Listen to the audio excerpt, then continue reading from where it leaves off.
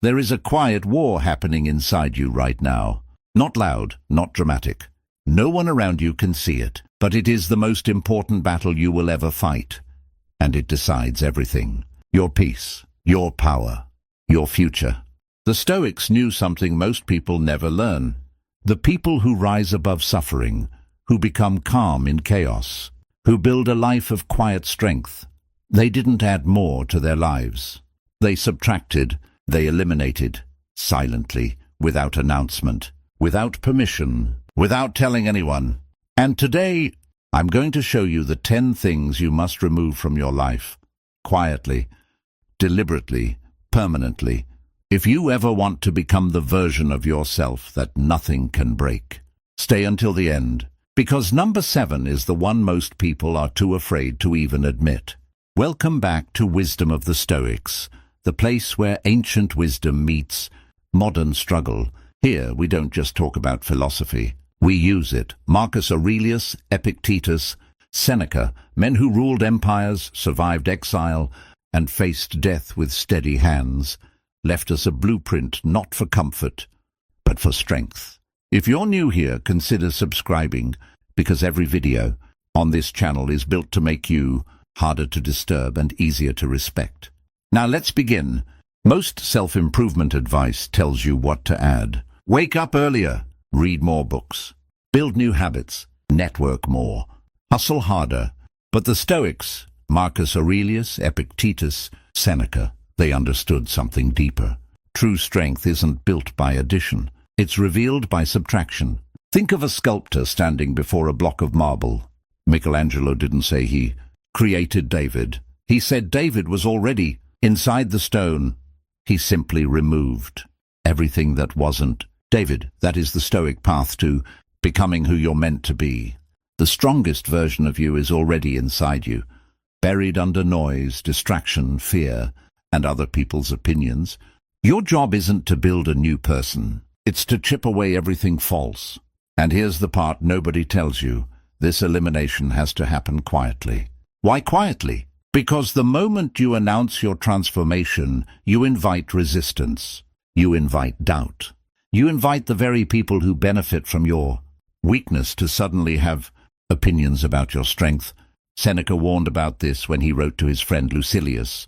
He said that a man who lives according to nature will never be poor, and a man who lives according to opinion will never be rich.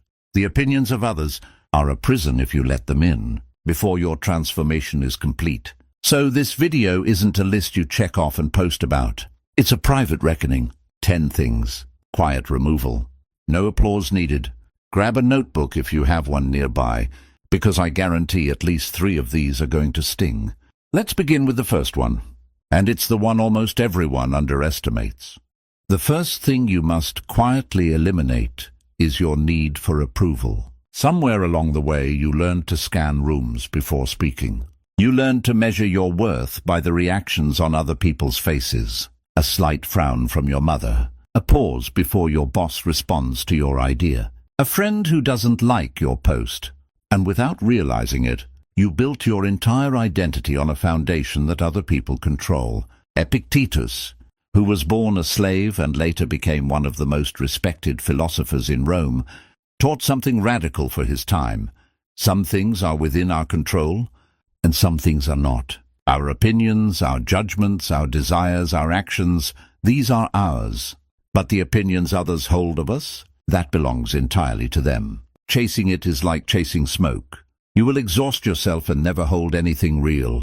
Think about how much energy you spend each day trying to be liked.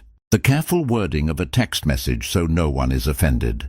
The rehearsed laugh at a joke that wasn't funny. The silence when you disagreed but stayed quiet to keep the peace. Each of these moments is a small tax on your soul.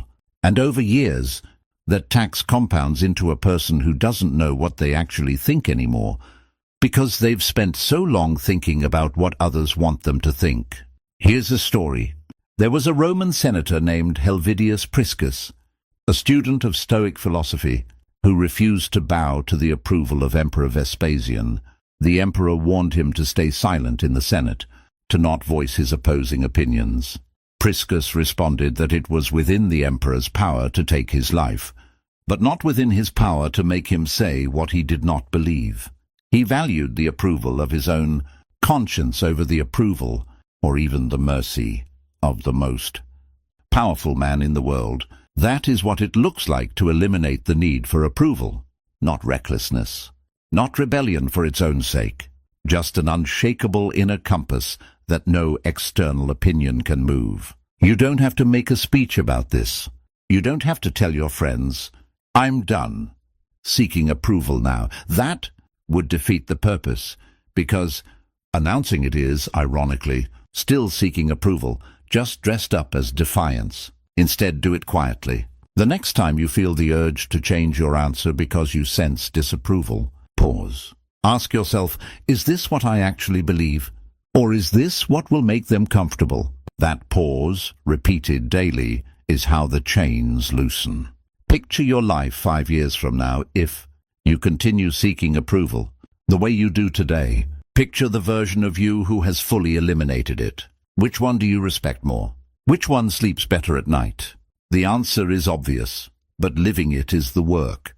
The second thing to quietly eliminate is complaining, not venting in a healthy, time-limited way to process emotion.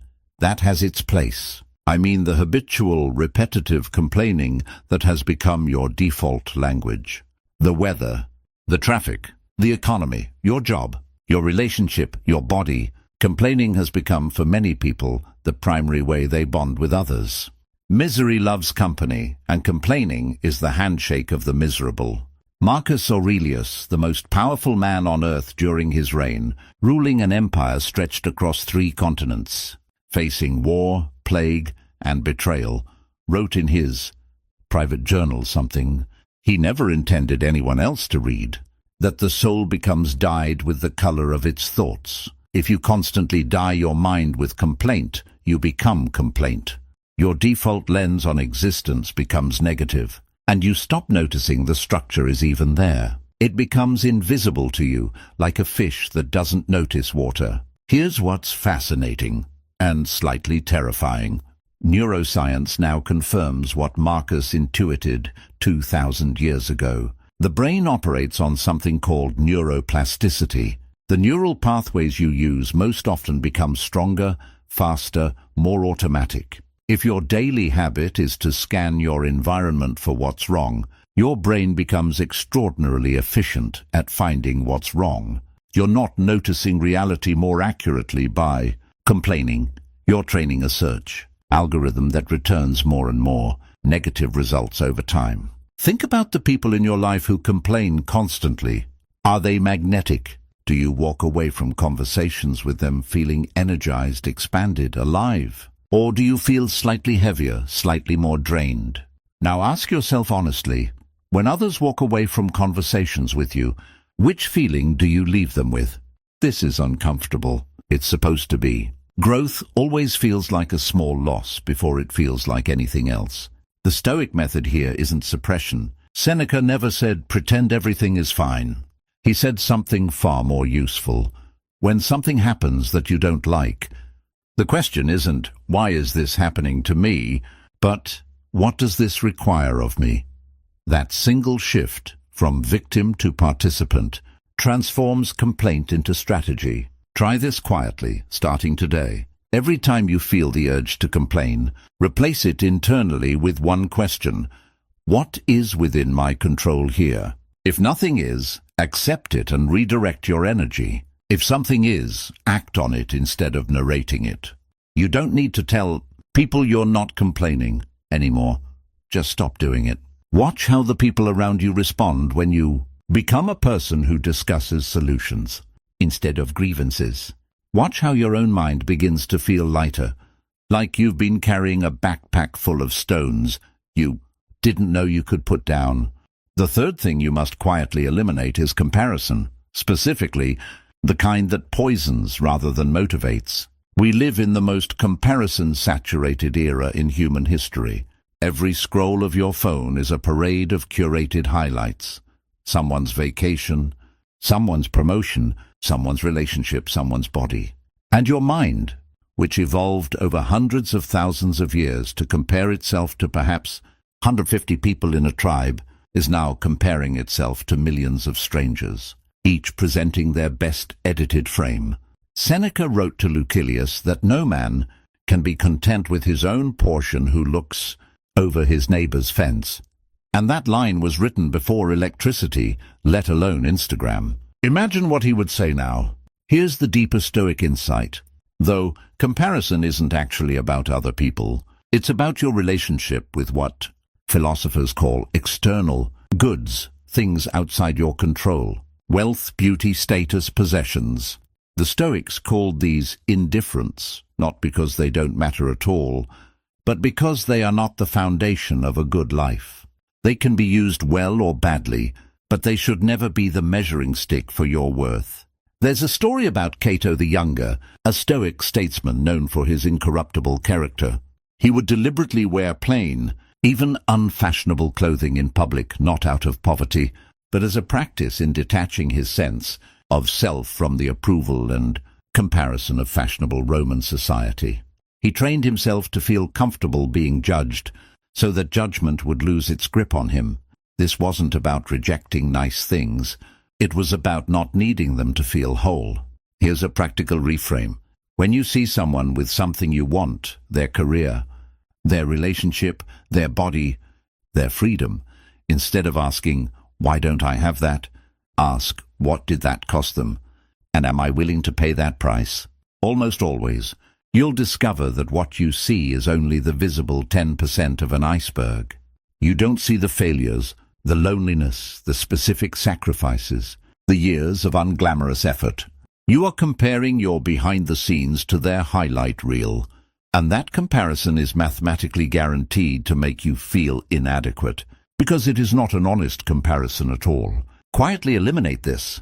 Don't announce a social media detox to everyone you know. That becomes its own performance. Just begin privately asking the deeper question every time envy arises. Over time, the impulse to compare weakens, not because you suppress it, but because you starve it of the false logic it depends on.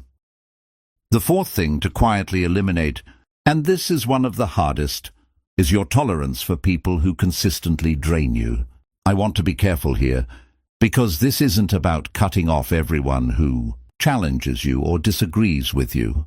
Growth often comes from people who push back, who hold you accountable, who tell you uncomfortable truths. Those people are valuable, even when they're difficult.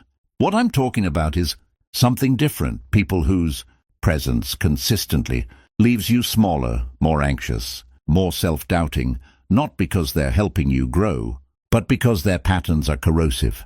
Marcus Aurelius wrote extensively about this in his private meditations, reminding himself almost daily to start the morning by acknowledging that he would meet people who are ungrateful, arrogant, deceitful, envious, and surly, and that he must not let their behavior infect his own character.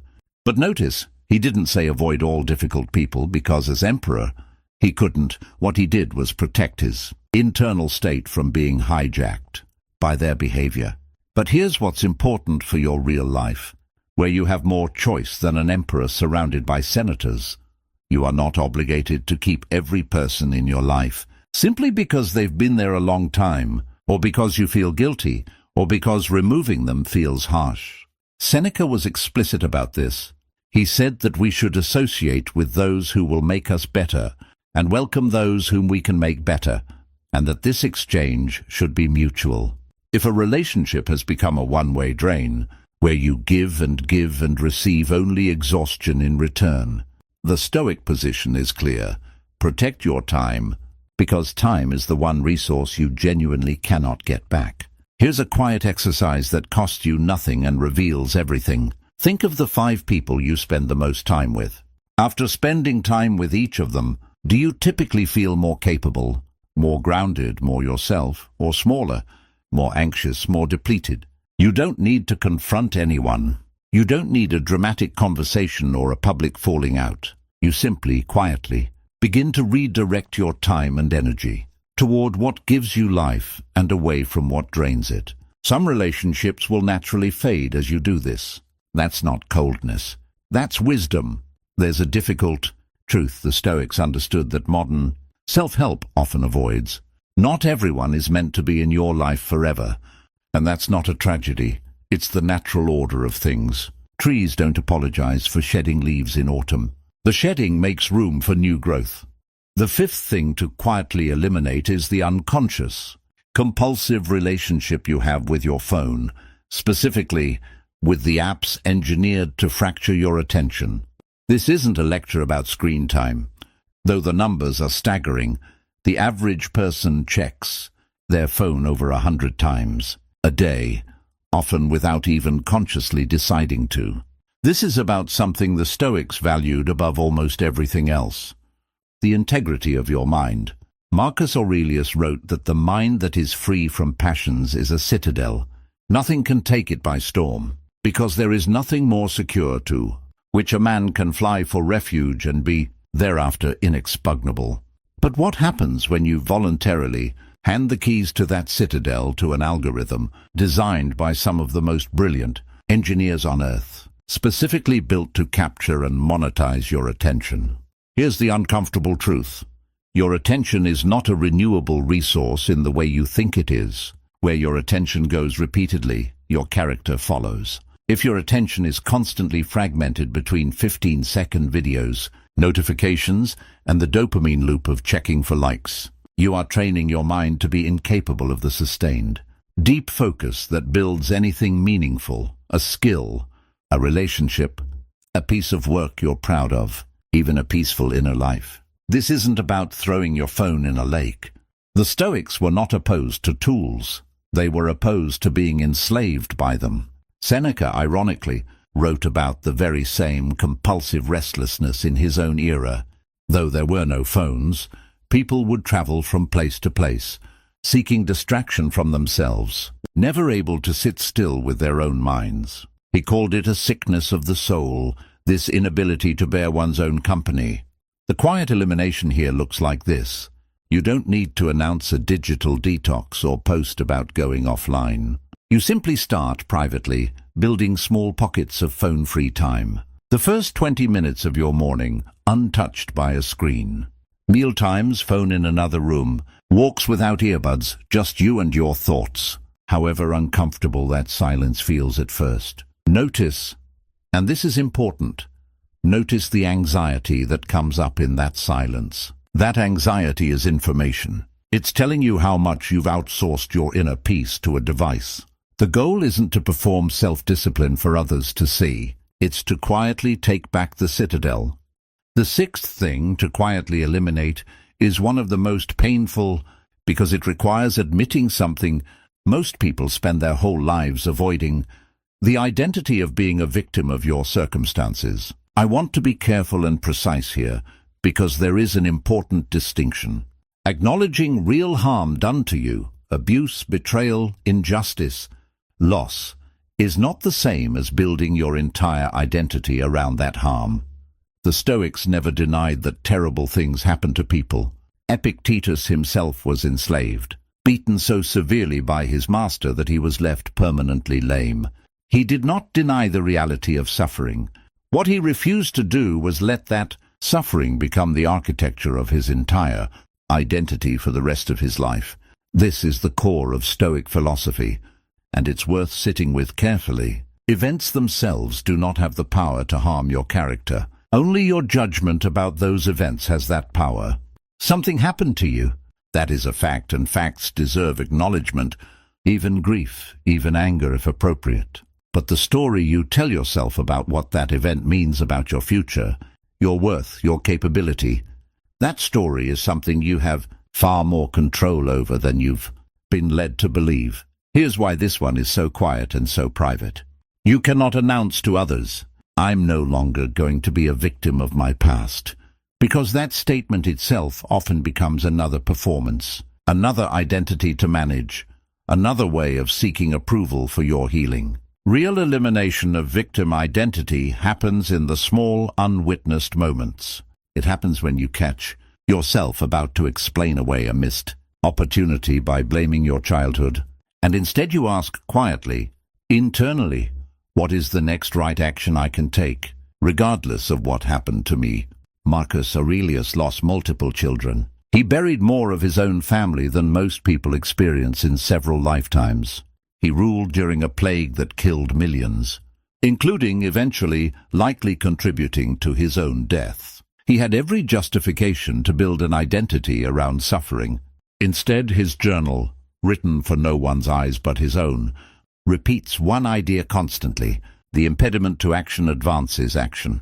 What stands in the way becomes the way. He did not pretend the plague wasn't real, or that his grief wasn't real. He simply refused to let those facts dictate his character. This is hard. I'm not going to pretend it's simple. If you're carrying real trauma, real injustice, this isn't a video that replaces the support of a therapist or real healing work. Please seek that if you need it. But philosophically, quietly, privately, there is enormous power in separating "this happened to me" from "this is who I am now." The first is history. The second is a choice you're making, often unconsciously, every single day. Now we arrive at number 7, the one I promised you at the beginning. The one most people are too afraid to admit, because admitting it feels like giving up on hope itself. The 7th thing you must quietly eliminate is the fantasy of a perfect future that excuses you from living fully now. Here's what I mean. So many of us live in a kind of suspended animation, waiting until we lose the weight to really start living, waiting until the promotion comes to finally feel successful, waiting until the relationship is perfect to feel loved, waiting until we have more money to feel secure. We have quietly, almost without noticing, outsourced our entire experience of being, alive to a future moment that we keep pushing further away. This is one of the cruelest tricks the mind plays, because it disguises itself as ambition, as hope, as planning. It feels productive to imagine the perfect future. But Seneca had a name for this trap. He called it living in preparation for life, rather than actually living. He wrote that the greatest waste of life is delay, that we are always getting ready to live, but never actually living, and that while we wait, life is rushing past us. Think about the actual math of this. The average human life is roughly 4,000 weeks if you're fortunate enough to live to 80. That's it. 4,000. Not 4,000 years, weeks. How many of yours have you already spent in a state of, once this happens, then I'll really begin? How many more are you planning to spend the same way? Marcus Aurelius confronted this directly. He reminded himself that he could leave this life at any moment, not as a morbid obsession, but as a clarifying tool. He wrote that you could die right now. Let that determine what you do. Say and think. This wasn't pessimism. It was the opposite. It was a tool to strip away the fantasy that there will always be more time to start living the way you actually want to live. Here's why this one is quiet, and why it's so frightening to admit. Admitting that you've been postponing your real life means admitting that the version of you who has been preparing might have been, on some level, afraid. Afraid that if you actually tried fully now, without the excuse of "I'll really commit once conditions are perfect," you might fail, and then you'd have no more excuses left. The fantasy of a perfect future is, in a strange way, a comfortable prison, because it lets you avoid the risk of trying with everything you have right now. Quietly eliminating this doesn't mean abandoning goals or planning. The Stoics were not opposed to ambition. It means closing the gap between the life you're living and the life you say you're waiting for. It means asking yourself, privately today, what would I do differently in the next 24 hours if I stopped waiting for permission from some future circumstance, and then doing that thing, not announcing it, just doing it. If you're still here with me, I want you to notice something. We're past the halfway point, and the things on this list are not getting easier. They're getting more honest. That's intentional. The Stoics never promised comfort. They promised clarity, and clarity is sometimes uncomfortable before it becomes liberating. If this is landing for you even a little, drop a comment with the number that hit hardest so far. I read these, and they remind me why this channel exists. Now let's continue. because the next three might be the most important of all. The eighth thing to quietly eliminate is the compulsive habit of over-explaining and justifying your decisions to people who were never going to understand them anyway. Notice how often you do this. Someone asks why you left a job, and instead of a simple answer, you give a 5-minute defense. Someone questions a boundary you set, and instead of holding it calmly, you over-explain until the boundary dissolves under the weight of your own justification. This habit comes from a deep, often unconscious, belief that your choices are only valid if others approve of the reasoning behind them. The Stoics had a striking perspective on this. Marcus Aurelius wrote that it is not necessary to let other people know about most of what you do, even good things, even right things. He believed that constantly narrating and justifying your actions to others actually cheapens them, makes your peace of mind dependent on external validation rather than your own clear conscience. There's something almost paradoxical here that's worth sitting with. The more you explain yourself, the weaker your position often becomes, even when you're right, because over-explanation signals, often unconsciously, that you yourself aren't fully convinced. Confidence rarely needs a paragraph. It often just needs a sentence or even silence.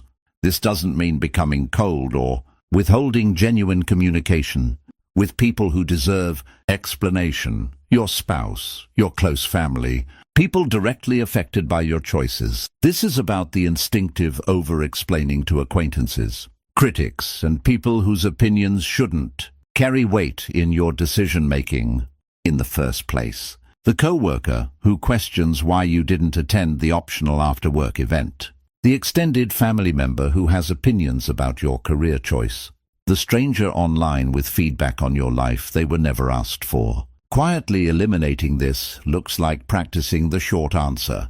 That didn't work for me anymore. Instead of a 10-minute justification for leaving a relationship or job, I've decided not to.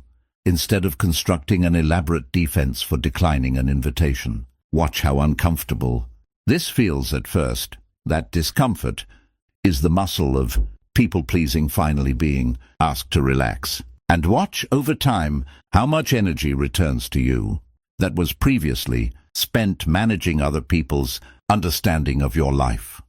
The ninth thing to quietly eliminate is your white-knuckled grip on outcomes. The exhausting need to control results that were never fully yours to control in the first place. This is, in many ways, the philosophical center of all Stoic thought. So let's slow down here.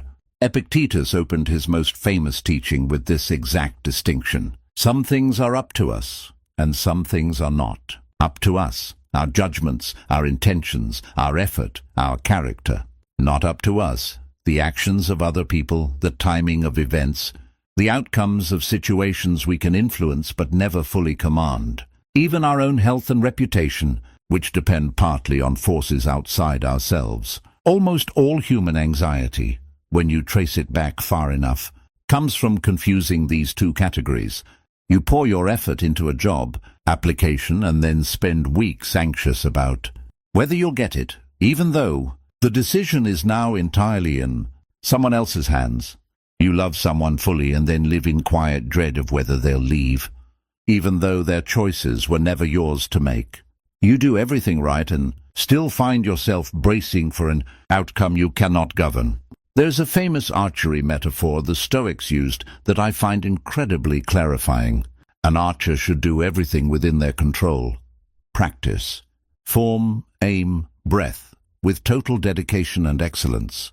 But the moment the arrow leaves the bow, its flight is influenced by wind, by the target moving, by forces beyond the archer's hands. A wise archer pours everything into the part they control and releases attachment to the part they don't. A foolish archer either doesn't try hard enough in the parts they control or torments themselves over the parts they never could control in the first place.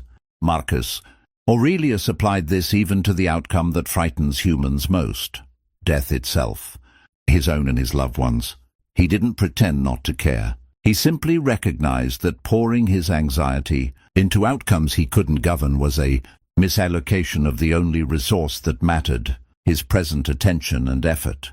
This elimination is quiet because it happens in your nervous system more than in your conversations. It looks like noticing in real time when you're white-knuckling an outcome, the job offer, the text message reply, the test result, the medical news, and then gently redirecting your focus to what is actually still within your hands. Have you done what you can do? Then the rest is not yours to carry. This won't feel natural at first. Your nervous system has likely spent years rehearsing anxious control. But each time you catch yourself and redirect, you're quietly retraining it. We've reached the 10th and final thing, and in many ways, it's the culmination of everything we've discussed. The 10th thing you must quietly eliminate is the false self you've built and performed for the approval of others. This is the deepest one, so let's take our time.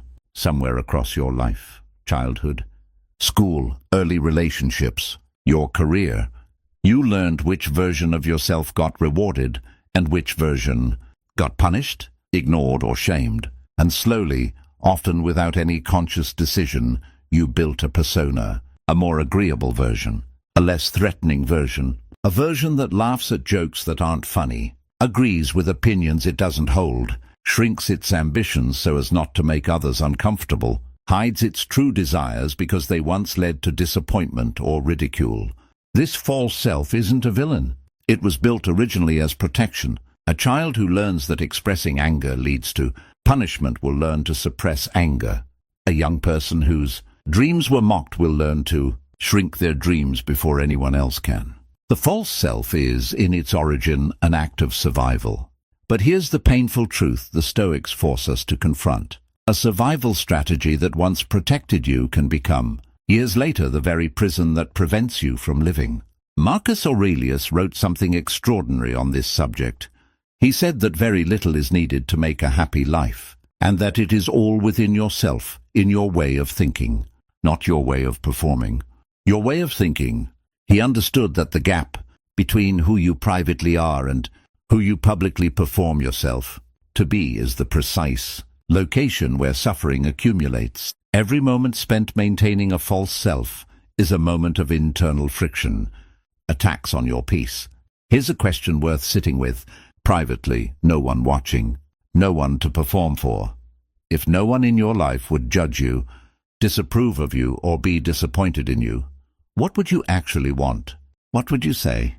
What would you pursue? What would you stop doing immediately? The gap between your honest answer to that question and your actual current life is the precise size of the false self you've been carrying. This elimination, more than any other on this list, must be quiet. Not because you're hiding it, but because it cannot be performed. The moment you try to dramatically announce the real me to everyone around you, you risk simply constructing a new performance, a new persona built around the idea of authenticity rather than authenticity itself. The real work happens in small, private moments. The conversation where you say what you actually think instead of what keeps the peace. The career decision made from your own values instead of your family's expectations. The hobby pursued purely because you love it, with no audience, no validation, no metrics. Epictetus, who endured slavery and physical disability, arrived at one of the most liberating ideas in all of philosophy, that you are not your body, not your reputation, not your possessions, not even your role in society. You are your faculty of choice, your capacity to judge, to respond, to direct your own mind. Everything else can be taken from you.